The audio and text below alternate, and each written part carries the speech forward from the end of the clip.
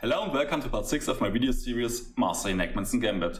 In today's video we focus on tactics. In the last videos I showed you the theory about the Nakhmanson Gambit, and most of the time I only showed you Black's best replies, but there are some moves that probably look logic at a first glance but are actually big mistakes, and into this video I would just want to cover some of these mistakes and show you tactics that can occur in your practical games, And if you like the concept of training tactics in the opening you want to play, then I would highly advise you to check out my lecture study.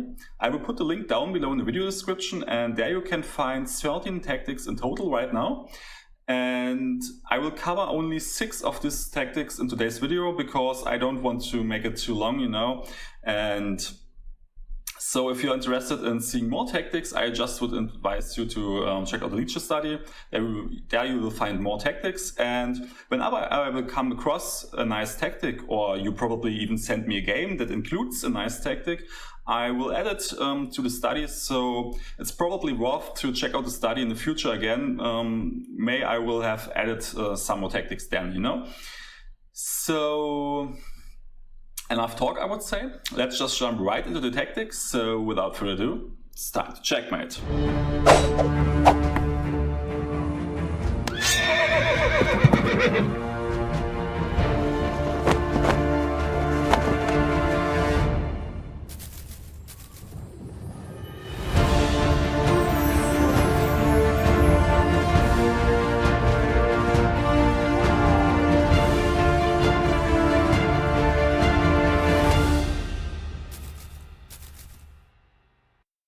So the first tactic I want to show is a pretty important tactic that you really have to know by heart. I already included this tactic into the theory part of video 2, but it's such an important tactic that I really had to cover it again into this video. The position you can see on the board was actually reached 93 times in online blitz games or leeches, and only 33 players solved it actually, One of them was Jonathan Schwentz, who played it in an online game against J. Soral 32. And yeah, Black's last move was h7, h6, and the idea was to restrict our bishop, who now can no longer come to g5, But Black missed a nice tactic, and I would advise you to pause the video and try to figure out what White's best move in this position. I'll give you 3 seconds to pause the video. 1, 2, 3. Well, I hope you all found the solution. If not, I'll give you a little hint. Black wanted to restrict our bishop, but he missed that we still could play our bishop. So a bishop move will win the game. I give you another 3 seconds to pause the video if you need to. 1, 2, 3. Well, I hope you all found the solution. The right move is the stunning move, bishop takes h6.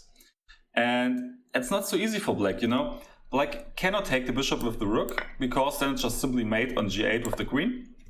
And if he decides to take the bishop with the pawn, well, then you just go for queen h5 check.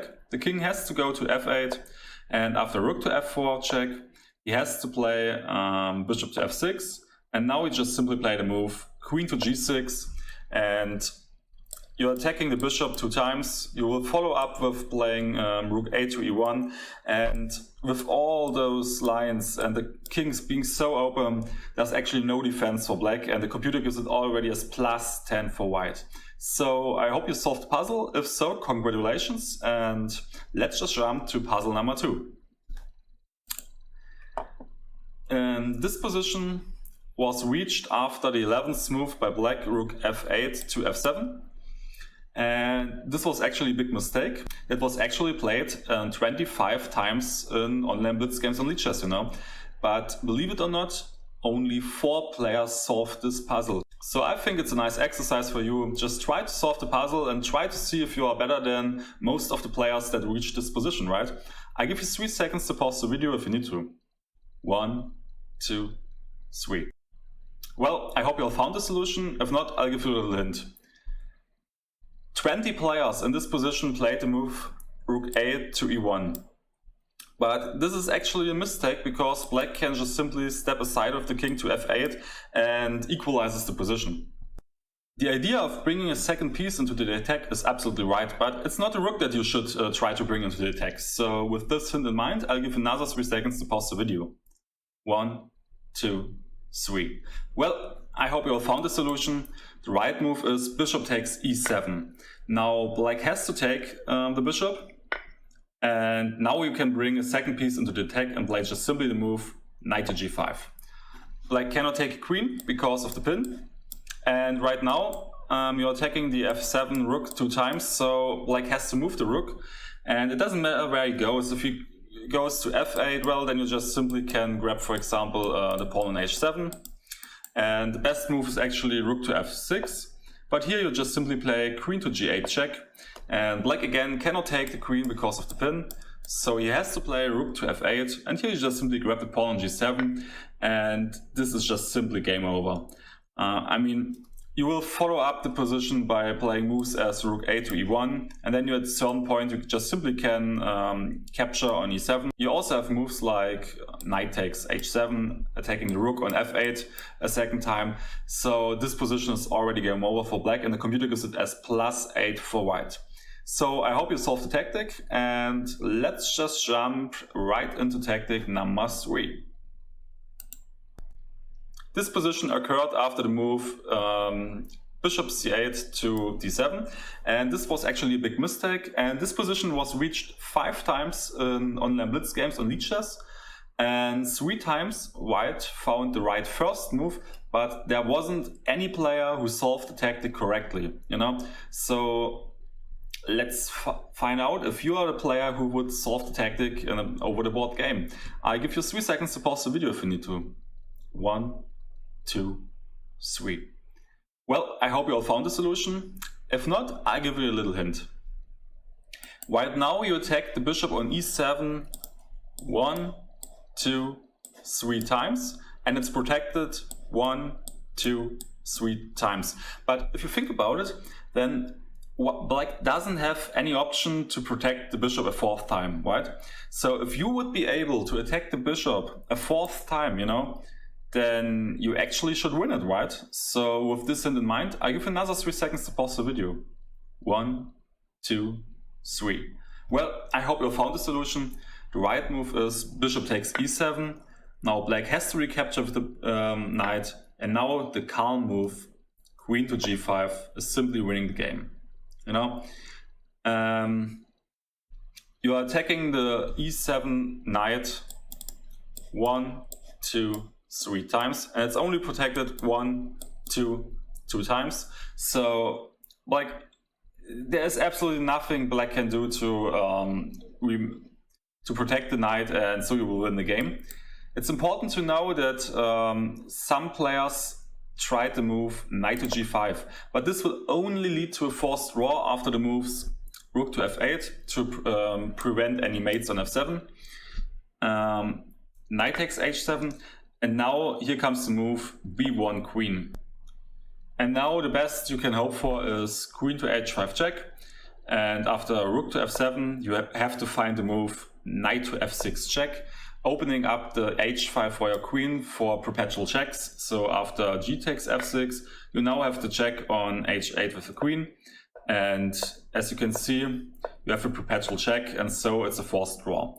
So that's not what you want. Instead, I just would highly advise you to play the move queen to g5, taking the knight through a third time and winning the piece. So this is game over. The computer gives it already as +16 for white, and I would even go so far that if I would increase the depth of the engine, then it would probably even find a mate, you know. Anyway, let's go to puzzle number 4. This position was actually reached in a game that I played myself, and it was a bullet game, so every player only had 1 minute, but I failed to solve the tactic completely, you know. I found the first moves, but then I just simply went wrong, and so I didn't win the game. As you can see on the result, you know, my opponent won the game in the end, but I could have done better, and I would advise you to pause the video and try to figure out what white's best move is in this position, and yeah, how to win the game, right? So I give you 2 seconds to pause the video if you need to. 1, 2, 3. Well, I hope you found the solution. If not, I'll give you a little hint. don't grab the knight too early. Take your time by grabbing the knight. So with this hint in mind, I give another 3 seconds to pause the video if you need to. 1, 2, 3. Well, I hope you have found the solution. The right move is queen to h5 check. I just want to mention that queen to d4 is also a good move, but I won't cover it into this video. After queen to h5 check, black's best move is king to d7, and here I played a mistake. I took the knight on e7 with my rook, but after queen takes rook, rook takes queen, king takes rook, b takes c3, and bishop to e6, well, black is still in the game, you know. Black got 2 rooks for the queen, you know, and it's actually not that easy for white. The computer thinks it's slightly better for white, but in a practical game it turned out that I wasn't able to win the game. And yeah, so I lost this game, and it's definitely not as clear as the right move. So let's go back. Instead of taking the knight, white has some options. The best move is queen to f7, and I will come to this soon enough. But before, I just want to mention that knight to g5 is also a good move, and queen to g4 check is also a good move. Anyway, the best move is queen to f7, and here we are attacking the knight 3 times right now, so black has to defend it, and the only move to do so is rook to e8. And now just simply grab the pawn on c3. And this is the solution.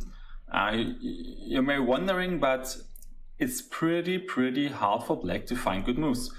You have a pretty simple plan. You will place your knight to h4, and then depending on the situation, you will put it on f5 or on g6. And if black is slow, then you also can grab the pawn on g7. And at a certain point, you still can grab the knight on e7 because it won't run away, right? So just take your time and then you'll win the game. I was just simply too fast, and I wanted to solve things right at the moment. And this is why I took the knight on e7, but as it turned out, that's just simply not the way to go for. So yeah,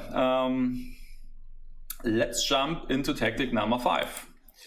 The last tactics I showed you were tactics that occurred in the king e8 line. As you already can see, the king is on f6, so this is a tactic that can occur in the king to f6 line. And black's last move was h7 to h6. And yeah, I would advise you to pause the video and try to figure out what white's best move is in this position. I'll give you 3 seconds to pause the video if you need to. 1, 2, 3. Well, I hope you have found the solution. If not, I'll give you a little hint. With h6, black wanted to restrict our bishop from coming to g5. And as you already saw in tactic number 1, h6 doesn't mean that we cannot move our bishop, you know? So with this hint in mind, I give you another 3 seconds to pause the video if you need to. 1, 2, 3. Well, I hope you have found the solution. The right move is bishop to g5 check. Black has to take the bishop, and now you can take it with the queen. Black has only one move, king to f7, and here you have queen to f5 check. Now black has 2 options. You can play king to g8, or you can play queen to f6. Queen to f6 is the main line, but before I just want to show you what will happen after king to g8. Here you just simply play knight to g5, threatening checks here and here, you know. So it's actually pretty hard for black to find good moves, you know. Let's say he just simply takes the rook on e4. Well, then you just simply play queen to h7 check. The king has to move to f8. Then you can play queen to h8 check. The king only has again one move, king to e7. Now you grab the pawn, check, and after king to e8, it's mate on f7. All forced, nothing black can do. So the best move in this position, and the only move that prevents the mate, is actually bishop takes h2 check. But I mean, this is such an ugly move, right? And it's not even that it's a good move. The computer gives it already as plus 11 for white. I just want to show you what would happen in this line. King takes h2, rook takes e4, queen h7 check, king f8, queen h8 check, king to e7, queen takes g7 check, king to d6. This was the reason why black sacrificed the bishop, you know, so that now the king can come to d6 instead of going back to e8, and then there would be the mate on f7, you know. So knight takes e4 check, king to e6, knight to g5 check, and here if black don't want to get mated, he has to take the knight on g5, and I mean, come on, this is just clearly winning for white, no doubt about it. Computer already gives it as plus 17 right now. So yeah, a better move would have been queen to f6, but I mean, what is better? You know, better is relative. It's still clearly winning for white. Here, white has to find the only move, knight to g5 check.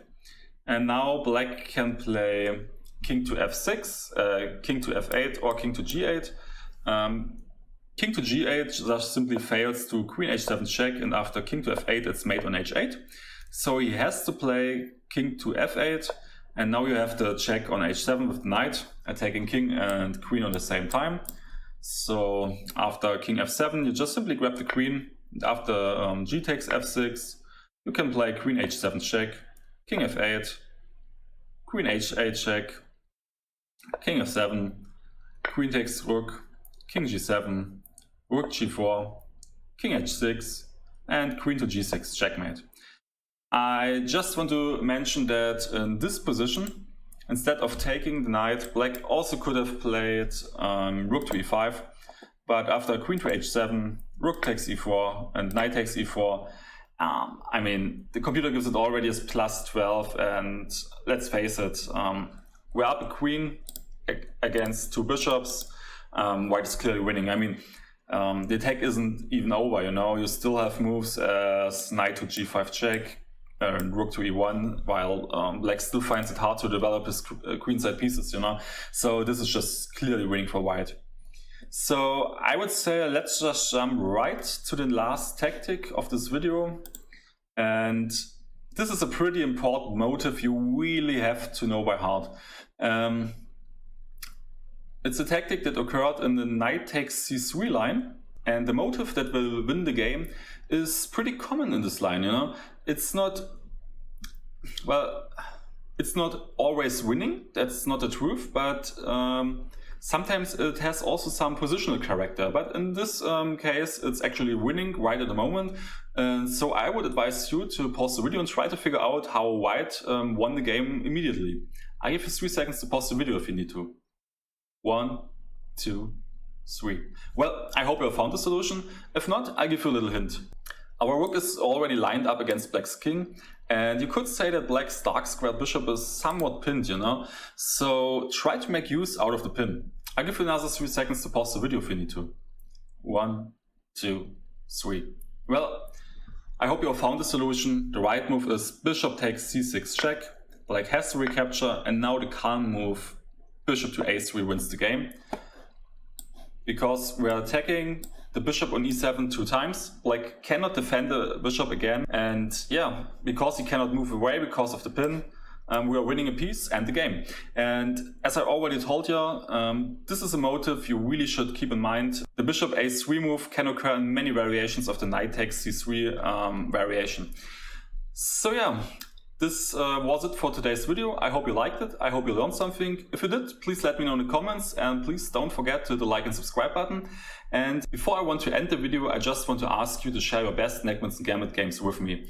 Whenever you win a nice game, or you just simply found an amazing tactic, or you missed an amazing tactic, feel free to copy the game and put it down below in the comments, you know. It would really help me to make my study better, and it would help other players to increase their knowledge as well, you know. So yeah, this was the last part of my video series, Mastering Nakhmanson Gambit. I hope you liked it, I hope you learned something, and I really hope that you give it a try in at least some online blitz games, you know. So yeah, see you next time when it's again time to checkmate.